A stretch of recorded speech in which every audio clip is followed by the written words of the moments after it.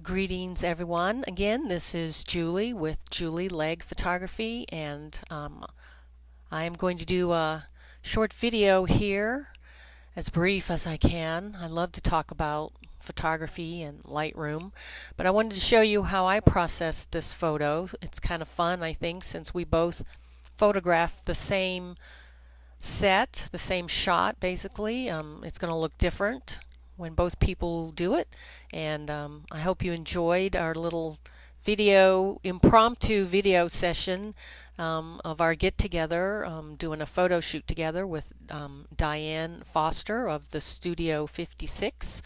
She's a friend of mine. We both live in the Kansas City area, and I actually met her on Kim Klassen's Instagram. So anyway, here's my photo, one that I liked, and first thing I'm going to do is go over here to the right, and I want to correct the white balance. So I just click on something white, and that warms it up nicely. I like that. I don't think I need to play anymore. And then it's a little underexposed, so I'm going to brighten it up.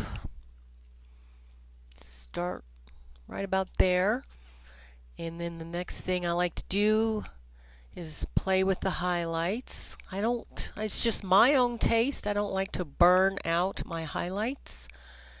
And then I like to open up the shadows, but not too much here. I think shadow creates a mood here. I'm going to go to, actually I might go minus. I might tone them down a bit to create more of that mood. And I set my white point by holding down the Option key on my Mac, pulling to the right, and when I see those dots appear, I want to make them go away, and that is my starting point for my white point. If I don't like it, I can always play with it, and I'm going to go down a little bit, maybe to 46, and I'll check, and if I'm going down, the highlights won't be there, but if I decided I wanted to go to the right, then those highlights will come back. And that, when you go too far to the right, if you look at your histogram, your whites are going to be all the way over, and that means you're clipping them, you're blowing them out. There's no detail in them, and like I said, I like detail in my highlights. So next is the black point, and I usually just eye it. I'm going to go right about minus 14. Then I like to play with clarity. It kind of sharpens it or defines the edges a bit more, but I don't want to go too far on this one. And then vibrance, I love vibrance, and I leave saturation alone. And so I kind of like this. I love the warmth in the background of the light that was coming in through Diane's door in her beautiful home.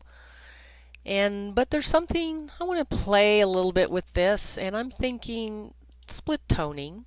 I don't do it very often, but I'm going to go in here and I'm going to play with the shadows, I think. And I'm just going to click on there, and I'm just going to click in a pink area. I kind of want to make and enhance the pinkness here, but I don't want to blow it out. So I'm gonna go way down, maybe that far, 22, and then I'm gonna play with the balance maybe. Or no, I'm gonna play with this again. I'm gonna go a little bit less, 281 looks good. And then the balance, if I go all to the right, you take it all away, and all to the left. So this just helps you fine-tune it even more, how much or how little you want. So I'm going to go about to 22. I can click here and turn it on and off and see, I think it takes some of the green out of this background that I don't like. And I like the play of the pink with the warm yellow light, and it enhances the pink in my flowers without really showing too much, unless you have a really good eye in the whites. So I'm happy with that. But one other thing I might play with, since I like the yellow in here, what if I want to enhance that? So I go into the HSL and I'm on saturation, and I'm going to pull this over and see, ooh, what happens. And if it makes me go, ooh, that means I usually like it. And off and on. That might be a little much. Sometimes I go as far as I want, and then I always remind myself, you need to pull it back because it's real easy to overdo on these sliders.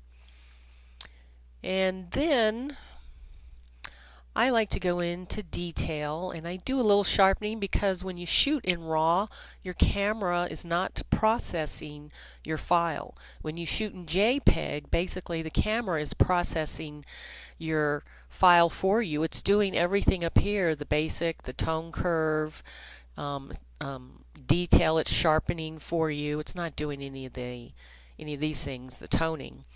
But when you shoot in JPEG, your camera's processing for you. So when you shoot in RAW, you need to do some sharpening. And so I usually, my ISO here was really high.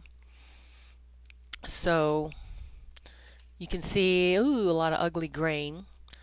So there's two things I can do. I can do it in luminance, and if I have to go really high, let it load. It's loading. There we go. And so that's where it was. I can go up to 40, and that's not too bad, but that's not too bad. So then I use a little equation. If I have 40 on luminance, then to get to 100, I'll put my sharpening to 60. And it's just something I learned online watching other people use Lightroom on YouTube. This is how one guy does it. And it's always worked for me. So then I hit the Option key and click on this masking and pull to the right. And everything that is white, it's being sharpened. And I don't want my background sharpened. I used a shallow f-stop to make it blurry, and all those flowers to the right. So I'm just going to go all the way over there. And that's how I sharpen my photos. And lens correction, always check, remove chromatic aberration, and profile. After that, I might check and see, it seems a little dark to me once again. So I'm going to pull over to the right. Oh, that looks better. And I'm going to check my whites to make sure we're not blown out. There's no clipping because there's no white spots there. And you can look up in your histogram. There's a space there. So I'm still good there. Then the last thing I like to do is look at the contrast. And it always needs a little, especially if you're shooting in RAW. In JPEG, you might not. And it's real easy to go overboard with contrast. I try to stay around 20, depends on what I'm doing, but for a floral shot, this will be great. So that's all I'm going to do in processing this. And I will take it into Photoshop, and I got to get rid of some of these little doodads here that give away that this was not a real flower. They just, it just looks tacky to me. Most people probably wouldn't notice, but I do. And so that's what I do basically. Sometimes I will use the radial tool here to do burning and dodging, but this is really fine here right now, and I want to keep this video short. So that's kind of the basics of how I use Lightroom, and I just thank you so much, Diana. Have I been saying Diane this whole time? I have like several friends named Diane, and my middle name is Diane, and I have some friends named Diana. So apologies, Diana Foster of the Studio 56. I really had a great time photographing with you. It was so much more fun to do a still life photography session with a friend than by myself. So everyone, you guys have a great day. I hope this helps y'all. All right, bye-bye.